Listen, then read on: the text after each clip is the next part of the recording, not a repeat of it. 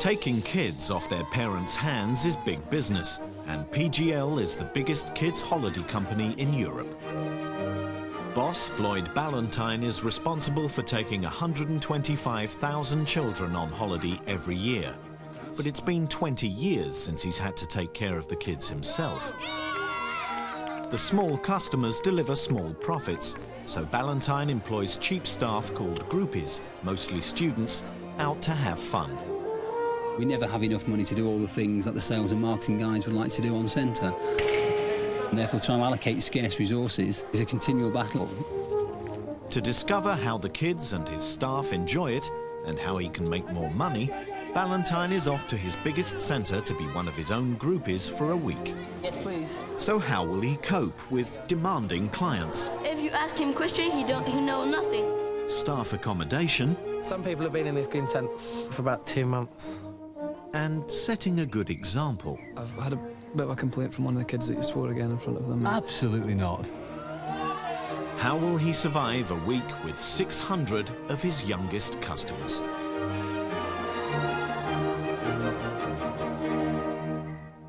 Saturday, and Ballantyne prepares to leave home, and his partner, Alison. Well, mostly stuff that I don't mind getting too wet, too muddy. The thing he's going to miss most is probably the home comforts, decent bed that's not surrounded by canvas. Something warm. And also going out with mates on a Friday night, I think. Thick, warm socks. Kids are expecting an 18 to 22-year-old trendy looking groupie, male or female, and they're going to get this 40-year-old bloke with grey hair turning up. So, I'm going to have to establish a little bit of credibility without trying to force it pretty quickly. Yeah. His own children, Tom and Ella, have their advice. To have fun, but don't go over the top. Be relaxed. He's always stressing out about things. Ballantyne started life at PGL when he was a student himself, on the dirtiest jobs. I first started at PGL in 1980 as a site and stores man, or more prosaically known as bogs and bins. And I did that for a season in the south of France, and I'm quite happy to say that's probably the best bogs and bins man the company's ever had. Can the ex-loo cleaner be the best at Boreatton Park, his largest centre? He's met by the manager. You're looking nervous, Floyd. I am nervous. I haven't been a groupie for 20 years, mate. And I know this is a young person's game, basically, Anthony. And I don't know if I've got the energy to keep going for 20 hours a day for the next few days, basically, but we'll see. There are over 60 other groupies who have been working together all summer. Many of them are teenagers. Brand new groupie, want to turn around and give a big cheer to Floyd. Then please,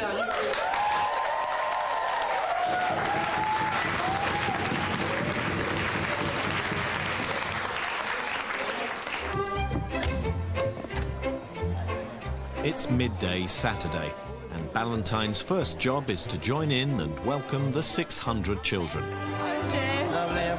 She's a girl. We're your groupies for the week. We're going to be looking after you, making sure you've got no problems or anything like that, yeah? They're twins. Excellent. Ballantyne will be looking after a group of 24 kids. Leah and Hannah size up their new groupie. He will have to remember the golden rules for groupies.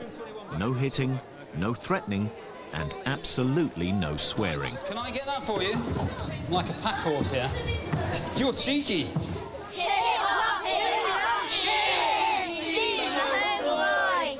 do you want to be the original canoeists? Yeah!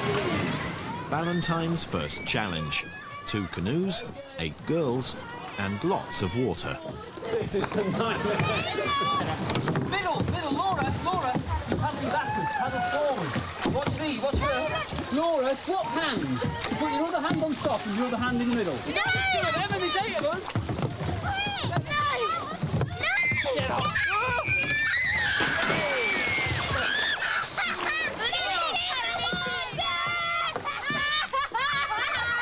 They weren't very good. Why? Us three stood up. It was us three that were doing the work. It was us three who were doing the work and we stood up. About doing nothing. I'm not sure how I came to find myself in a boat. I'm not looking after them, I'm not entirely sure, but it's probably not a surprise that I fell in.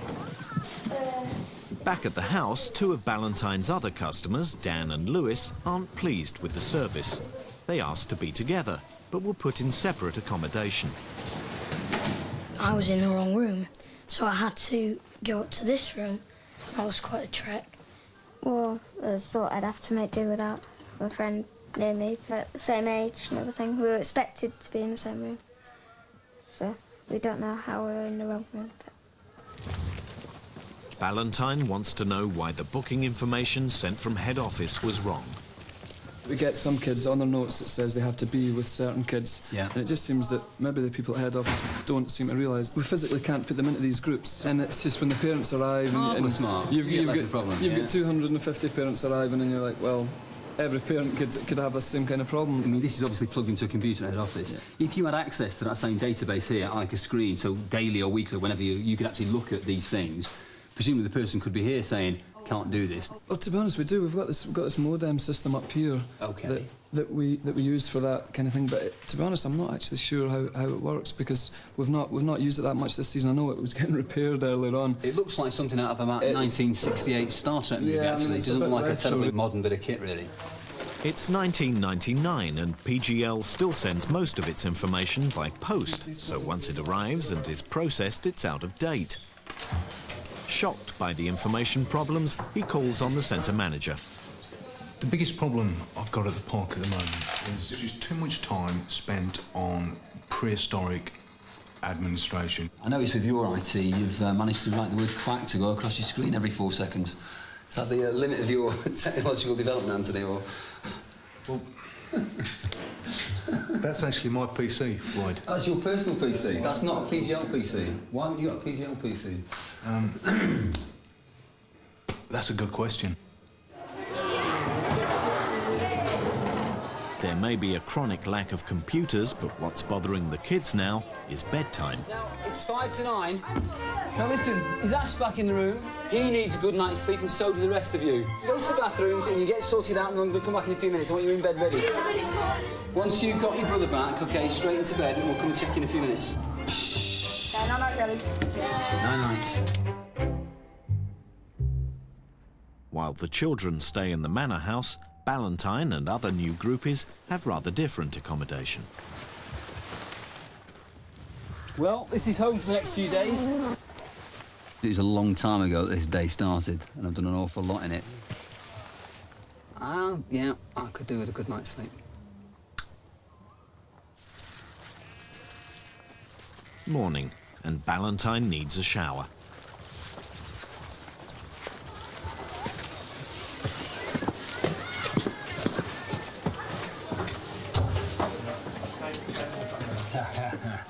They're occupied. And how many are down there at the moment? 20 people live in the tents, and they have just 4 showers. They all full. 15 people in the tent. It's a bit of a nightmare, because especially in the mornings. Yeah. And you've got, say, 30 groupies getting up at the same time, all wanting a shower. So you have to get up. Everyone has to get up a lot earlier than they need to, just to make sure they get a shower. Let's see the glamorous toilets as well. Oh, right, these ours as well? Yeah.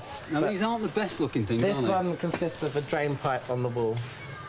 That's the toilet. It's quite glamorous, this one. That's it. That's your drain pipe. And guess what? No loo roll? Yeah. Marvellous. The groupies living in dormitories and tents pay about £65 a week for accommodation and facilities, out of their average wage of £135. Jennifer and Amy are 2 of the best paid, but want to challenge the boss. What actually is the services that we pay for? As you know, I don't know, what's your net pay at the moment? We both get £72, 43 pence, because we're both returning staff. OK, the services would be things like the food, things like shower facilities, things like drying facilities and all that type of thing. The staff are paid the minimum wage of £3.60 an hour, and most groupies work around 55 hours a week, way beyond their contract.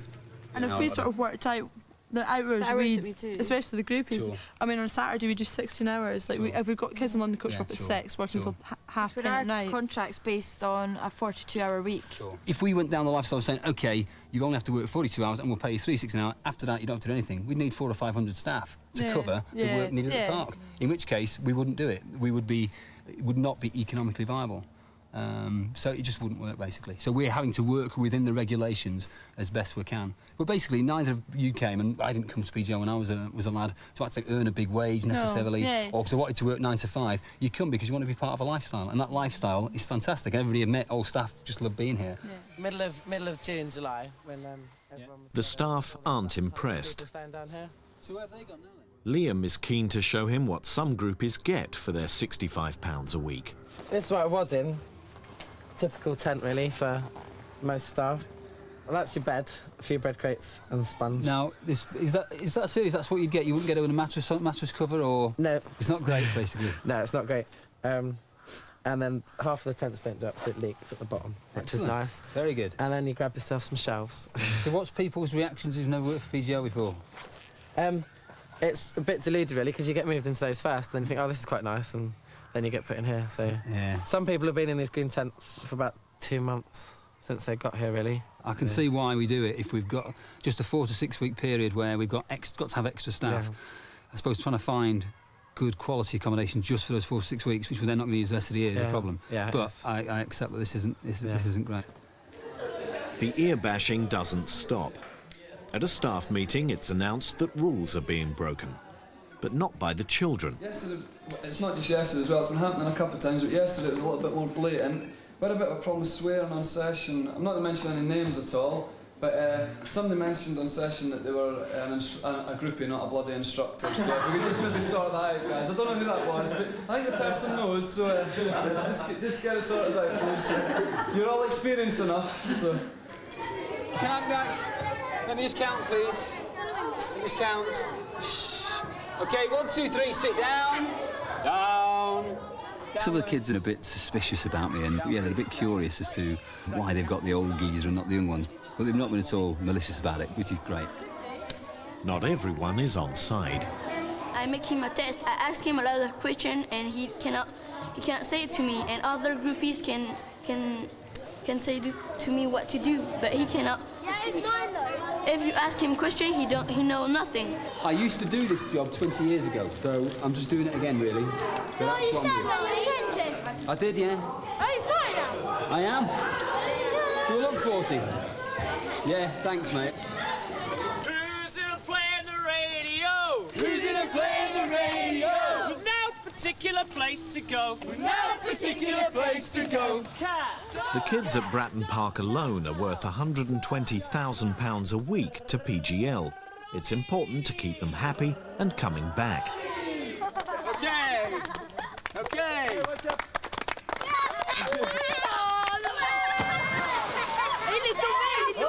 Okay, back again. His antics have not gone unnoticed. In bed, she goes, I have a big confession to make. I think I fancy Floyd. I was only messing about, though. But there we go. Do you think it's good looking? No. He looks a bit like George Clooney, though.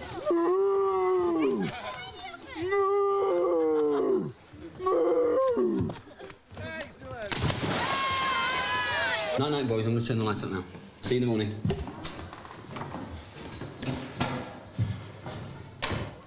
It's been a fun day for the kids, but Ballantyne is still thinking about those green tents. I wasn't proud of what we saw today. How we quite sort it, I'm not sure, because what you actually want to do, you don't want to spend a masses of money on a permanent fixtures when actually it's only needed for 6 to 8 weeks. So you've got to try and find some way of renting facilities, I don't know, porter cabins, portaloos, renting beds, because, you know, the Bread Manufacturers Association wouldn't be overly pleased to see bread crates being used as beds, and nor am I, frankly.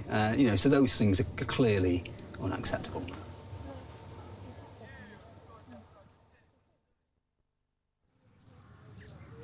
The groupies' working day begins at 7:15. Yeah. Morning. Morning. Drake is in a coma here. The guests in their comfy beds want to lie in. Breaker. You all right, mate? Come on, girl, that's it. There's movement. I was getting vaguely worried then. OK, mate, how are you? You OK? Yeah. Listen, it's time to get up. Say good morning. Good morning. It's now 25 past. I want you downstairs in 10 minutes, please, in the meeting room. Why do we get them up at this time? Well, it totally depends on the timetable, because normally we'll have breakfast then at Why don't you just get them for breakfast? Just to fit more into the timetable, I think. More what, sorry? To fit more into the timetable, so they're doing more. So later in the week, if they were fast asleep, would we let them have another snore lie-in? No. They'll get up anyway? Yeah, got to stick to the timetable. All those early starts, and Ballantyne is forgetting the rules about swearing. Oh, bloody hell. 9. And it's been noticed.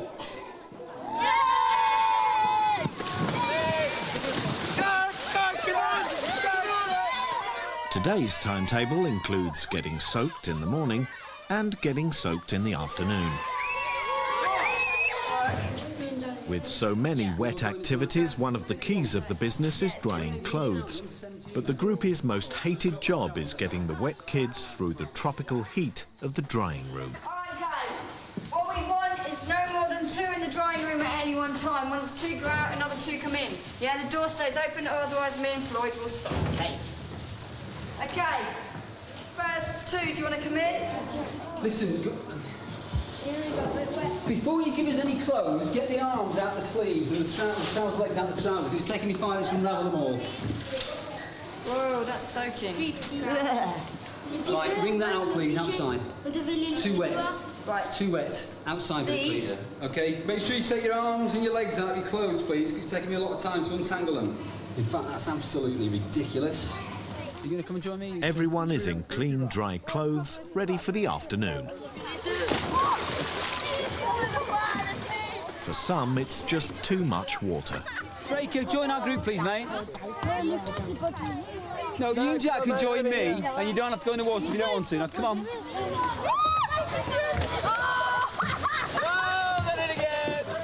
Thank you. Now, why didn't you do that before outside, hey? Well, if it's not dry, back in the drying room, Ballantyne is losing his cool. It's hell putting stuff up here. You want to do a bit of helping here, rather than standing around licking your lolly, mate? Things have been in here for a while now, and if it's dry, take it off the racks. Go on, get boggled in there. This is one job I won't particularly miss, absolutely not. He can't understand why the kids have to get wet so often. Are you Scouse? I am Scouse, yeah. Floyd, pleased to meet you, mate. How are you doing? We had 3 wet activities on the trots. I just wonder why that was, because it doesn't half cause a problem for groupies. And also, the drying room is now absolutely full of 3 days worth or 3 sessions worth of wet clothes. I mean, what you've got to remember is we've got over 600 kids on this site, and all the different groups want to do all the high-profile activities and stuff. And for that to happen, high-profile activities. High-profile activities. Water sports is one of those sessions that everyone wants to do, basically, and it's one of the top activities on centre. It's one of the most fun and stuff. So for us to physically fit in that for every group, it's going to work out that for some groups they're going to have a few wet sessions in a row. It's a cutthroat business with many competitors. The kids demand everything from lots of activities to a top menu. People's expectations are higher than they used to be. And rightly so. You know, a child in his bedroom 20 years ago would have a bed, a wardrobe and a chair. That's all I had. A child today in his bedroom has got a TV, a video, a computer game, a range of units and so on and so forth. So children are expecting more. Hey, Breaker, easy, mate. Okay, Ballantyne is trying to embrace the modern world. The latest idea is the trapeze. Will the children enjoy climbing a 20-foot pole and jumping off? You can do it. You can do it. Just keep saying you can do it. First up is Breaker. If you don't, it doesn't matter, but you can. You'll be absolutely fine, mate. You going next, are you? Will this beat the excitement of video games? Sit down and quiet, please. OK, mate, no worries. No worries. You did really well to get up there. Good boy. It'll be over with just a second, OK? You ready? 3, 2, 1. There you go. Well done, Breaker. Well done, Breaker. OK. But real action can be frightening. You don't feel well. I'm not surprised I'd be scared to death up there. Come on, man. It's OK. It's OK. No worries, mate. You did really well, because I wouldn't have even gone up there. I'm not going. So you are a brave little chap. All right, mate? And I'm dead proud of you. I'm dead proud of you. I know you don't feel well. Let's get your stuff off. Stand up so get your stuff off. God. Ballantyne is getting worried.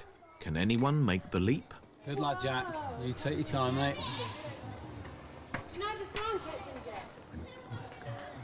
Well done. Three, two, one, leap! Oh, that one.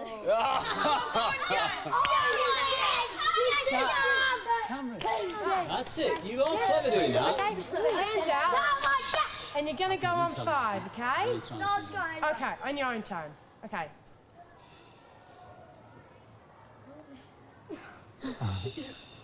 Go.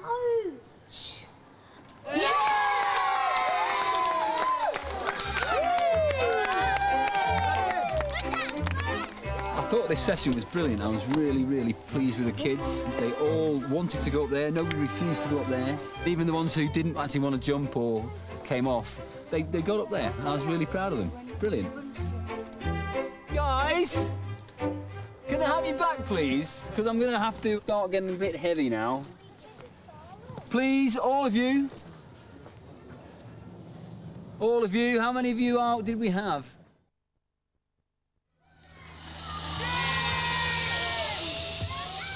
It's the end of a long week. How has the new recruit performed? And has he kept to the rules? You didn't even want to do it at all to start with, mate. What? You didn't even want to do it at all to start with. Yeah, no. I know.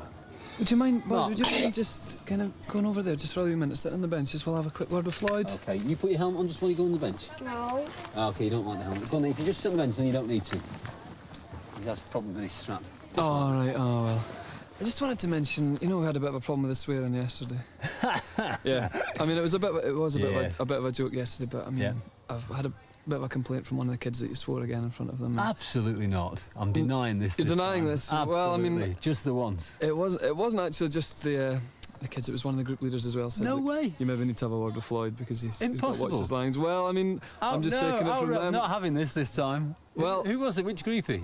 Oh, that would be unprofessional of me to say that, really. So. I think it was when you were doing the money bags, and I think if you want me to quote you, I think you said bloody hell. No. Yeah. Well, if I did, I didn't even know if I did do. Oh, I mean, that's even worse then, really, isn't it? If you can't actually control your language.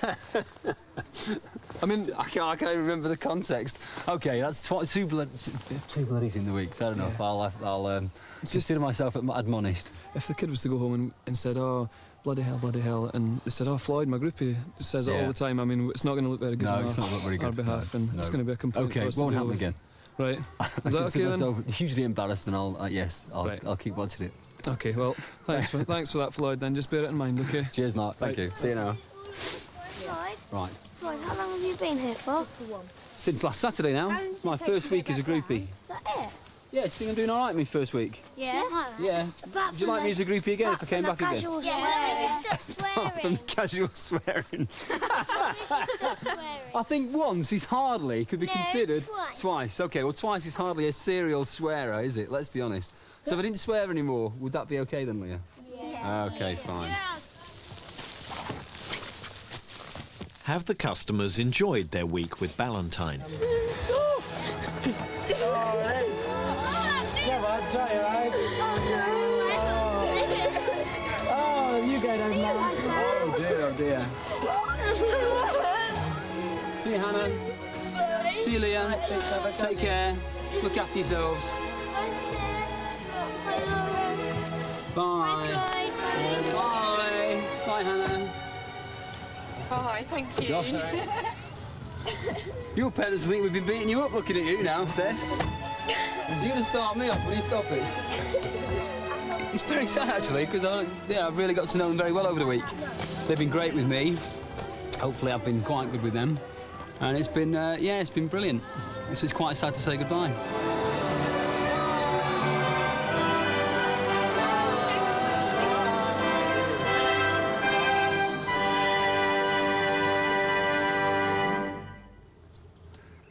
Back to headquarters to make some grown-up decisions. My job has been made harder in terms of deciding how we can improve things and how we can become more competitive by this week, because I already knew of a number of issues facing us. I've learned of a few more issues facing us that perhaps I wasn't quite so aware of. Afternoon, Lou. Afternoon, gentlemen. Hi.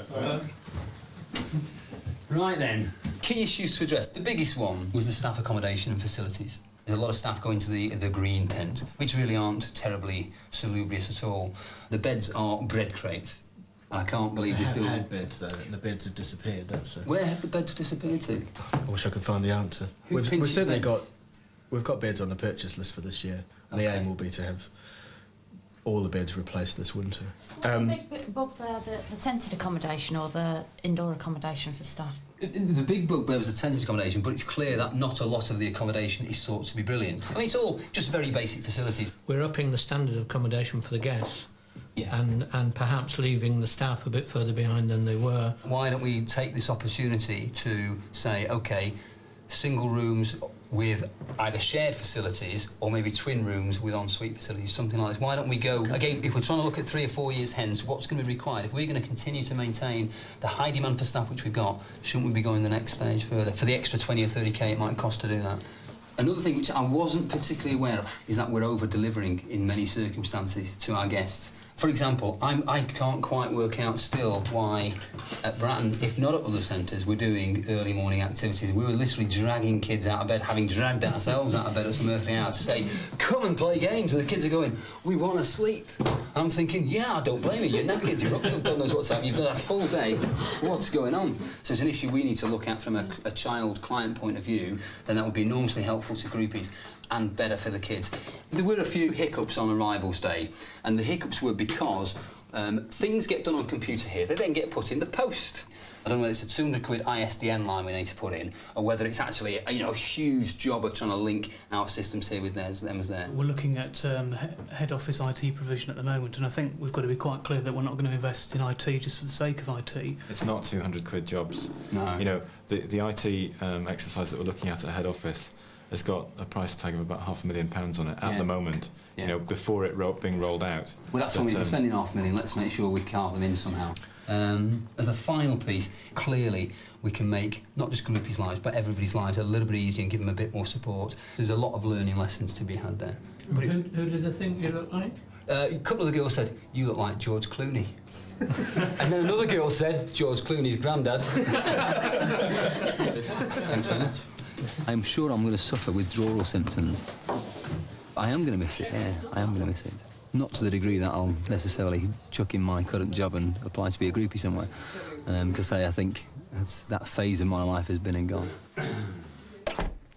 PGL say staff accommodation will be improved for next season. And Ballantyne has insisted that the children at Boreatton Park get a decent lie-in each morning.